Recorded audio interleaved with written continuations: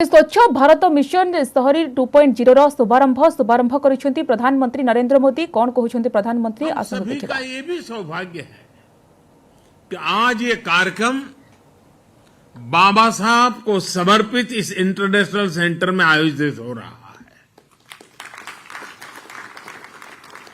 बाबा साहब असमानता दूर करने का बहुत बड़ा माध्यम शहरी विकास को मानते थे।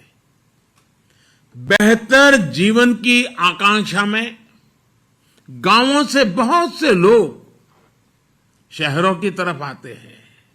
हम जानते हैं कि उन्हें रोजगार तो मिल जाता है, लेकिन उनका जीवन स्तर गांवों से भी मुश्किल स्थिति में रहता है।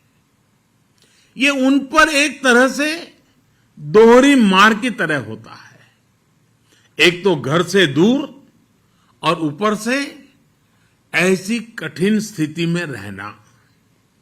इस हालात को बदलने पर, इस असमानता को दूर करने पर बाबा साहब का बड़ा जोर था।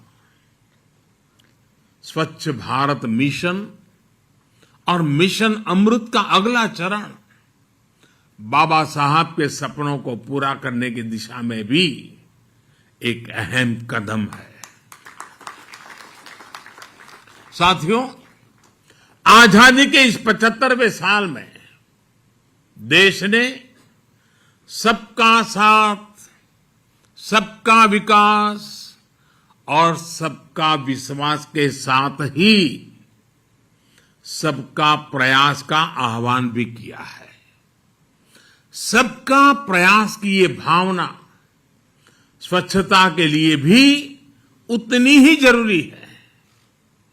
आप में से कई लोग दूर दराज के ग्रामीण इलाकों में जरूर गए होंगे। आदिवासी समाज के पारंपरिक घरों को जरूर देखा होगा। कम संसाधनों के बावजूद उनके घरों में स्वच्छता और सौंदर्य को देखकर हर कोई भी आकर्षित हो जाता है। ऐसे ही आप नॉर्थ ईस्ट में जाइए, हिमाचल या उत्तराखंड के पहाड़ों पर जाइए। पहाड़ों पर छोटे छोटे घरों में भी साफ सफाई की वजह से एक अलग ही सकारात्मक ऊर्जा प्रवाहित होती है। इन साथियों के साथ रहकर हम ये सीख सकते हैं कि स्वच्छता और सुख का कितना गहरा संबंध होता है। इसलिए जब मैं गुजरात का मुख्यमंत्री बना और प्रगति के लिए पर्यटन की संभावनाओं को निखारना शुरू किया, तो सबसे बड़ा फोकस स्वच्छता और इस प्रयास में सभी को जोड़ने पर किया गया। निर्मल गुजरात अभियान जब जन आंदोलन बना तो उसके बहुत अच्छे परिणाम भी मिले।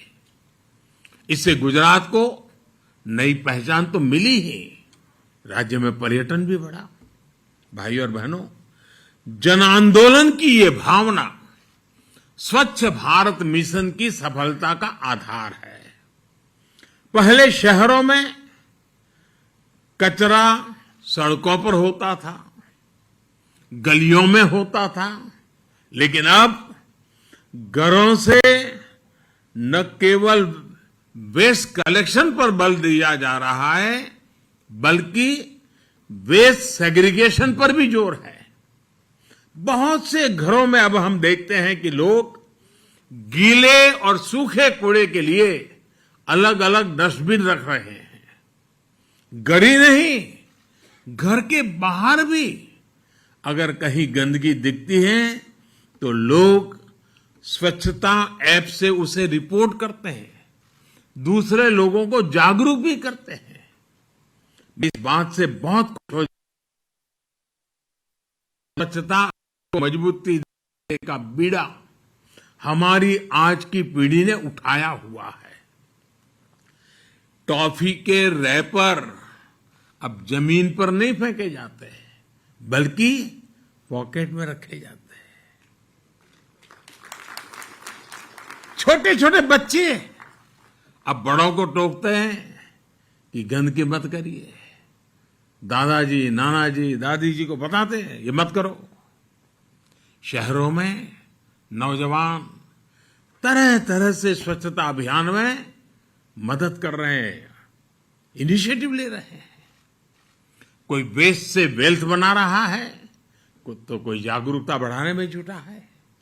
लोगों में भी अब एक स्पर्धा है कि स्वच्छ भारत रैंकिंग में उनका शहर आगे आना चाहिए, और अगर पीछे रह जाता है तो गांव में भी दबाव खड़ा होता है, भाई क्या हुआ, वो शहर आगे निकल गया, हम क्यों पीछे रह गए, हमारी क्या कमी है। मीडिया के लोग भी उस शहर की चर्चा करते हैं, देखिए वो तो आगे बढ़ गया, तुम रह गए। तो एक दबाव पैदा हुआ है। अब ये माहौल बन रहा है कि उनका शहर स्वच्छता रैंकिंग में आगे रहे। उनके शहर की पहचान गंदगी से भले शहर की ना हो। जो साथी इंदौर से जुड़े हैं या टीवी पर देख रहे होंगे, वो मेरी बात से और भी ज्यादा सहमत होंगे। आज हर कोई जानता है कि इंदौर यानी स्वच्छता में टॉपर शहर। ये इंदौर के लोगों की साझा उपलब्धि है। अब ऐसी ही उपलब्धि से हमें देश के हर शहर को जोड़ना है। मैं देश की हर राज्य सरकार से, स्थानीय प्रशासन से, शहरों के मेयर से आग्रह करता हूं कि स्वच्छता के इस महाअभियान में एक बार फिर से जुट जाए। कोरोना के समय में कुछ सुस्ती भले आई है, लेकिन अब नई ऊर्जा के साथ हमें आगे बढ़ना है। हमें ये याद रखना है कि स्वच्छता एक दिन का, एक पखवाड़े का, एक साल का या कुछ लोगों का ही काम है, ऐसा नहीं है। स्वच्छता हर किसी का, हर दिन, हर पखवाड़े, हर साल, पीढ़ी दर पीढ़ी चलने वाला महाअभियान है। स्वच्छता ये जीवन शैली है। स्वच्छता ये जीवन मंत्र है। और जैसे सुबह उठते ही दांतों को साफ करने की आदत होती है ना, वैसे ही साफ सफाई को हमें अपने जीवन का हिस्सा बनाना